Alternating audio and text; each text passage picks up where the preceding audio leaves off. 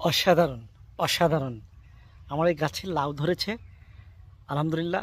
আজকে তৃতীয় লাউ কাটলাম। এই দেখুন, এই যে আরেকটা ধরেছে। এই যে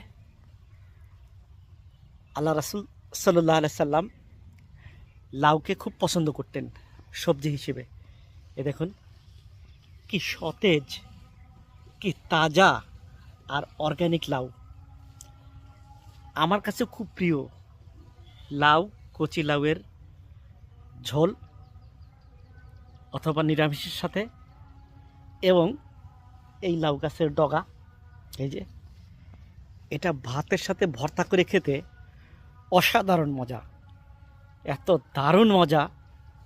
গরম ভাত, নতুন ধানের মিষ্টি চাউলের গরম ভাত আর ভর্তা, এক দারুণ মিলন। আলহামদুলিল্লাহ। লাউ গাছ লাগান অথবা সবজি গাছ লাগান, পুষ্টিতে আপনার পরিবার ভরপুর রাখেন। আল্লাহ হাফেজ।